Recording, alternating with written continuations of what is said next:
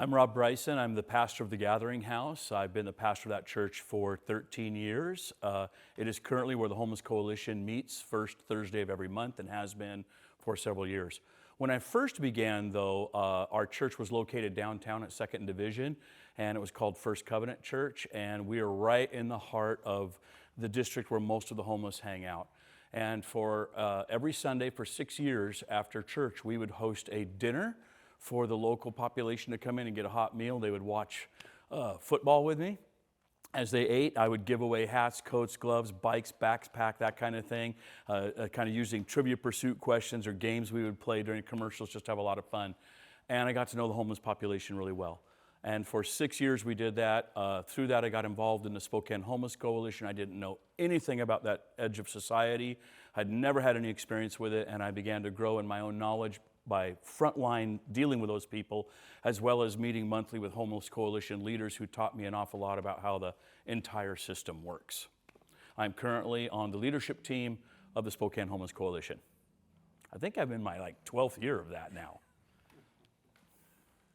The way I understand the policy to have worked for a long, long time is the city itself does not own, operate, or run any homeless shelters. They fund private entities, nonprofits, businesses, others who will. So you submit an application in, and then the city rolls funding through the state and the federal government into those agencies who actually operate shelters, operate programs. I think if you look at the big three, Catholic Charities, Salvation Army, Union Gospel Mission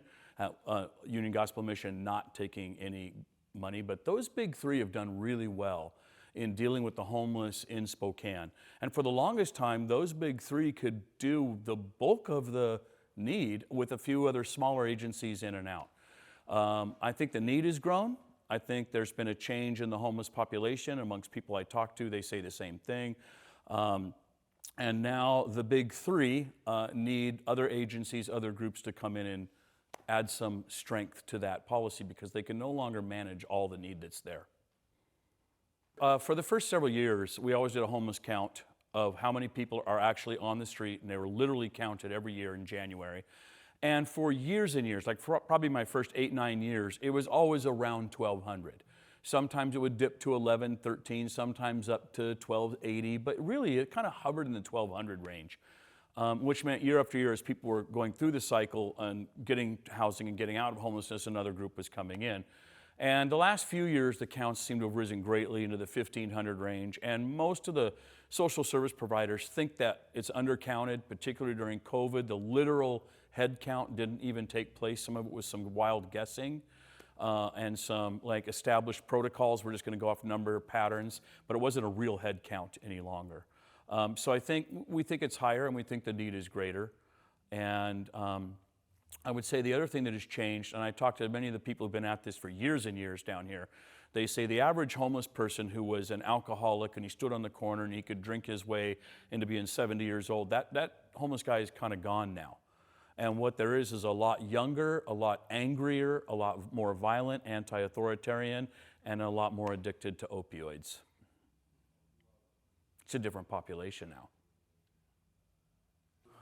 Well, not working. Boy, I would say that things that are not working right now is the idea that you could collect 200 people into a shelter and it's going to be okay because we're housing and feeding them, and the behaviors will be fine. Well, that's not true if the population is angrier, younger, more anti-authoritarian, and more drug addicted.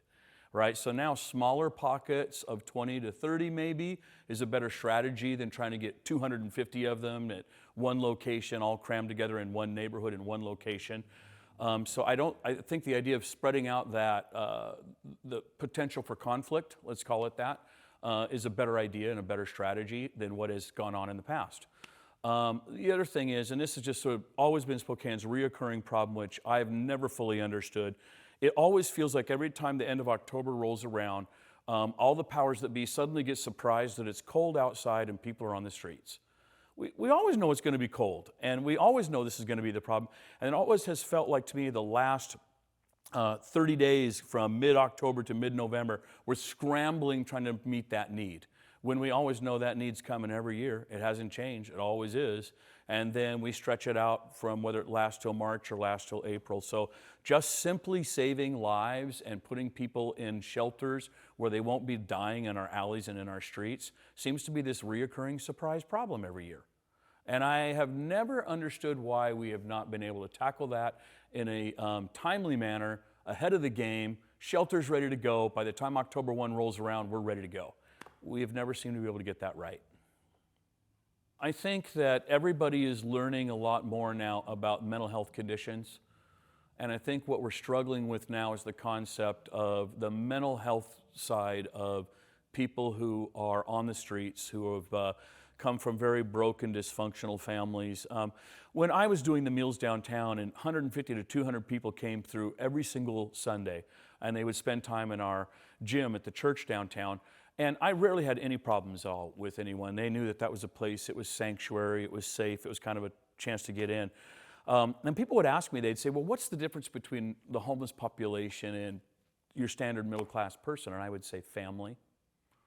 Your standard middle-class person had family supporting them. At some point in your life, you had your parents help you buy a car or teach you how to use a bank account, or you graduated high school and you had a home to live in before you went off to college, if you went off to college at all. Maybe for your first job, you lived at home while you worked your way at your first job. And all along there was advice, there was counsel, there was an aunt or a grandmother who may have left you money to go to college. There was always family support structure somewhere, teaching and helping at those moments when you would have fallen through the cracks otherwise. Homeless population, that's where they fall through the cracks. There was never family there helping them. There was never a support structure. And I know I'm generalizing, but by and large, that was the common denominator, is at every major turn of life, graduating high school if they did, dropping out of high school, having a single stable home they could be in, they fell apart at every level and no family was there to support them. That to me was always the single biggest difference. So over time, people without family learn a different way to behave, learn a different way to act. On the street, there's a different set of rules for codes of conduct, right? And so I remember a guy one time, he was the nicest guy, and he was standing in our lobby getting ready to leave a meal, and he was all depressed. I said, what's wrong, man? What's wrong? He goes, I got to go find that guy in the alley and beat him up now. And I'm like, what are you talking about? Well, you heard him say that disrespectful thing to me. Now I got to go out there, got to find him, and I got to beat him up, and I just don't want to do it, but I'm going to have to lay him down. I'm like, you don't have to do that, man. You can just walk away and live your life and be happy. He goes, no, all those other people in the room heard him disrespect me. And if I don't go out there and beat him down, all those other people in the room will think I'm a wussy, and they'll steal my stuff, and they'll start harassing me, and my life will be miserable. So now I got to get in a fight I don't want to have. And it struck me the rules they have to live by, right? That middle-class people don't live by that rule. Homeless people believe that you share your emotions by being very open with them. So if I'm angry, I got to show you I'm angry. I got to really cuss and swear and yell at you so you'll know how serious I am. That's what they've been taught. That's the rules they live by. That's the families they came from. So if they get into a shelter or if they confront a person of authority and something goes wrong, they act the way they know how to act, which is, I get really angry to show you I'm serious. Well, that doesn't work with middle-class people. You get angry, you get fired, you're kicked out, you're tossed, right? And then they're standing out in the street literally not knowing why they got fired, literally not knowing why they were kicked out, because everybody gets mad. How come I got kicked out? So there's this whole learning curve of social constructs that middle-class people know that homeless people don't, and we middle-class people never take the time to teach them. We expect them to know it. It's also why middle-class people think the homeless answer is, if we give you money and we get you in an apartment or we get you a job, you'll be fine. Because we have yet to learn that they don't know the social rules to play by in order to be fine, and we're not taking the time to teach them. Homeless policy changing. Wow. You know, what's interesting to me is, because I'm a pastor, I sit with groups of other church leaders. And I'm in a group right now, sponsored by Whitworth, that sits with other pastors discussing how could we unite together and use our resources of people, time, and money to help a major social problem in the city. And they wonder what to do.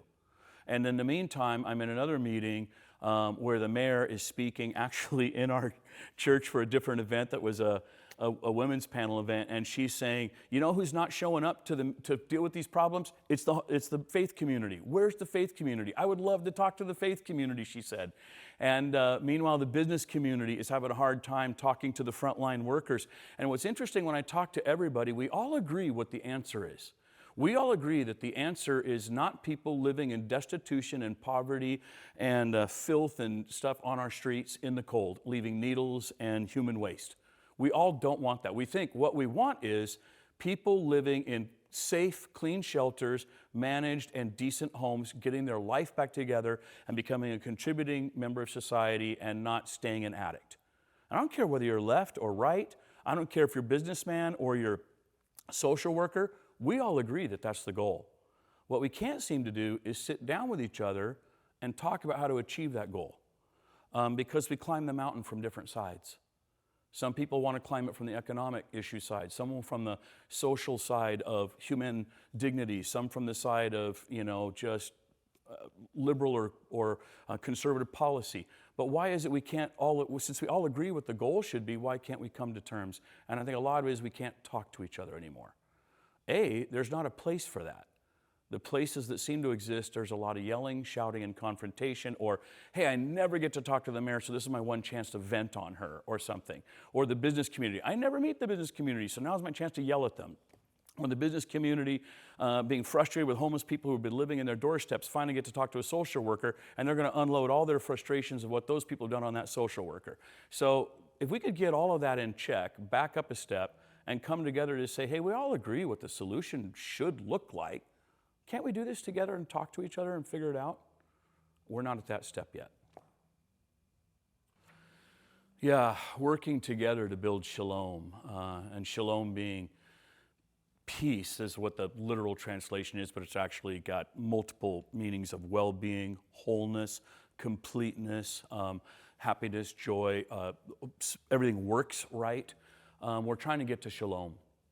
And for us who come out of a Christian background, I would even say Jewish background, because most of our shalom understanding is Old Testament, is that we would see it as, if you look back at when God was building that society, how many times the phrase the widow, the orphan, and the foreigner occur. How the Old Testament societies dealt with their widow, their foreigner, and the orphan. The three lowest level, most impoverished classes of people in society was how God judged that society. Whether it was right or whether it was wicked, whether it was fair and just or not. How did you treat the widow, the orphan, and the foreigner? And I think we're kind of there in modern era, sort of looking to that model of, if God's judging us by that, how should we get to shalom? I've always felt like the faith community that's inside the pockets of city government and the business community and the churches and whatnot, the faith community might be able to sit at the table and talk together, particularly those of us who are Christians. Because those of us who are Christians, when we sit at the table, there ought to be a vacant seat at the head of the table, because we all say that's Jesus who gets to sit at that seat, and he's the head of the table. And the rest of us submit ourselves to him as we would see his leadership, his word, and him telling us what he wants done. Not what I want done, but what does he want done, as is revealed for us through the Holy Scriptures. I've had that same conversation with people dealing with racial righteousness issues. You know, whether we sit across the table as black and white, Jesus gets to be the king, and he gets to tell us. At this point, I think what would help Spokane, and I don't know how to even organize that conversation, is coming together out of pockets of government and nonprofit and church and business and sitting at the table first and foremost as people who believe in shalom. That shalom really is what we're called to build. If we can begin to talk to each other, then I think we can establish the right territory. Then we can begin to share it with a larger society. Right now, when we're talking about shalom, it seems to be middle class or upper and middle class versus poverty class. It seems to be that's where the conversation's trying to be held out. I don't think we at this level have had the right conversations with each other. I think partly when we use the term shalom, I would like to flesh it out to, what does that look like in a modern society? What is shalom? Because shalom would include a thriving business community. Shalom would include housing that everyone can have that's clean and fair. Shalom would include a justice system that works fairly and equitably for everyone. Shalom includes a whole bunch of concepts that aren't just getting people to not live on our streets, right? A well-being, an entrepreneurship, a certain lifestyle of responsibility for yourself, a certain joy that you could have in achieving things for yourself. That's all woven in there. And I think that in order for us, I've often said, after my 12 years dealing with the Spokane Homeless Coalition, the number one problem in Spokane when it deals with social problems is Spokane doesn't know what Spokane is doing.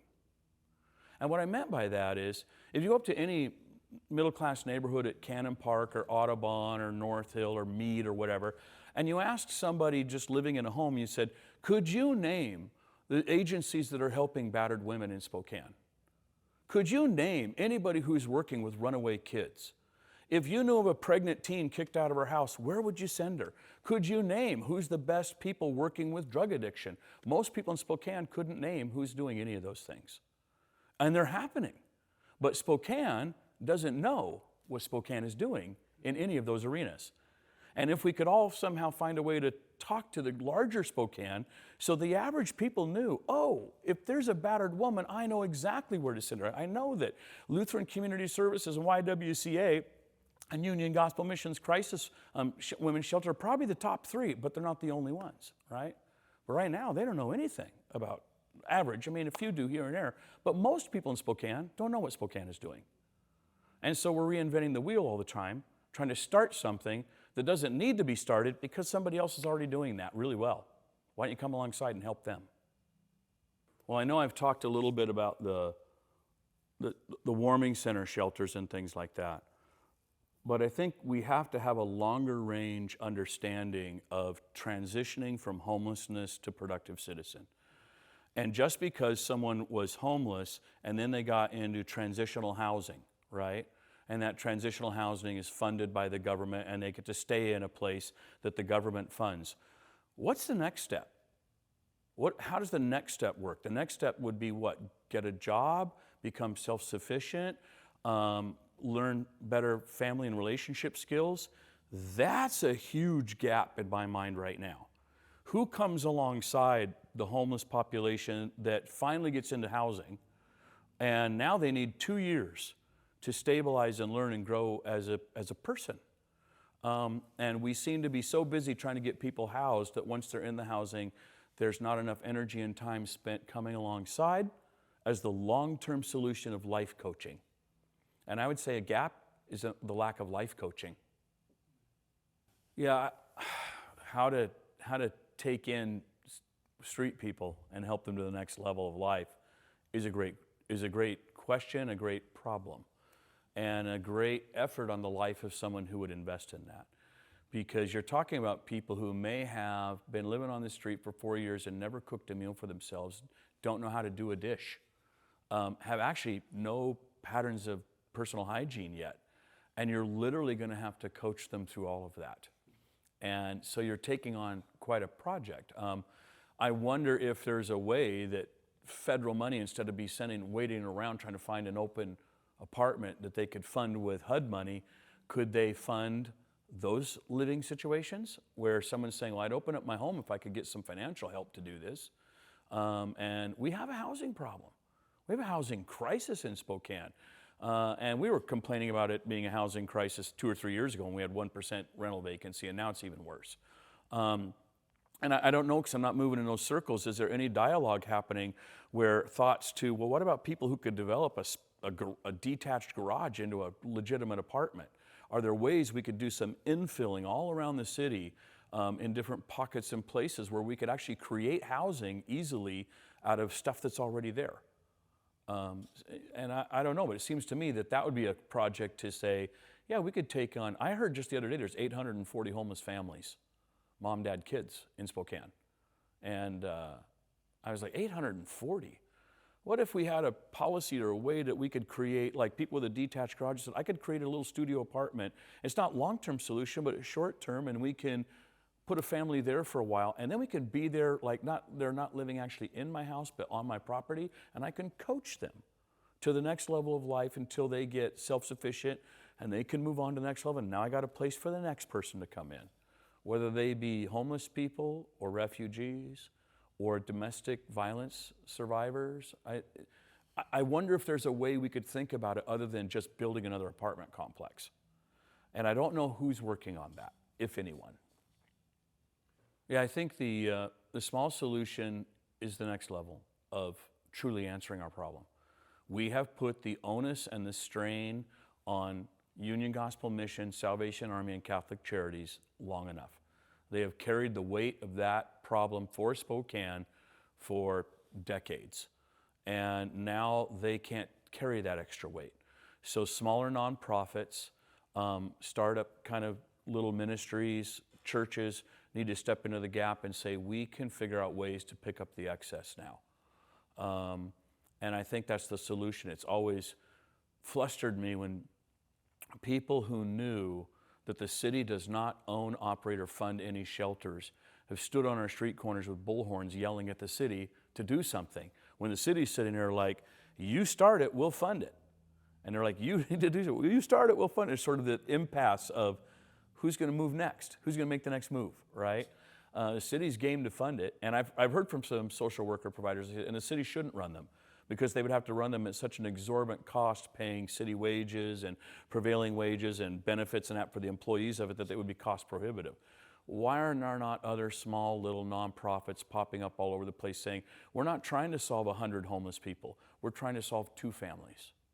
Or a church saying, I'm not trying to deal with everybody living under the bridge, the Maple Bridge. I'm just trying to deal with these 4 homeless people. And we're going to find a way to put maybe 4 tiny houses on our church property, and we're going to coach them through life for the next couple of years. Can we do those things? I think it sounds like, gosh, it sounds like such easy, low-hanging fruit, doesn't it? And yet, it's too complicated for some reason. Closing thought I would have would be the fact that for 6 years downtown, it's known amongst the population that downtown for them also is a black hole. I know our business community is frustrated because they want a thriving business community in the downtown corridor, which is kind of the economic heartbeat of a city. And I would agree with that, because if the businesses aren't doing well, they're not being taxed. Those taxes aren't there to pass down to the social work programs. And even the homeless people know the downtown corridor is a black hole. If they're thrust down there, I've had many a time, a guy did 30 days in jail and he came out sober and he desperately didn't want to drink again. And I would have guys come into the church saying, just give me something to do. Can I mop this floor 4 times today just so I don't have to be out there? And I'd have guys doing it, trying desperately to stay sober. And usually it didn't work because their drinking buddies, their addict buddies, their street people buddies did not want them to succeed. Because if they succeeded, it meant it can be done. And if it can be done, then everybody's personally responsible for their own situation. And they'd rather say, see, nobody can crawl out of the black hole. We're all stuck here. There's nothing we can do. Let's get loaded, right? I think part of what we need to do in Spokane is figure out ways to solve our problems, moving things outside of the downtown corridor for the benefit of the homeless people, to not be stuck in the black hole of downtown.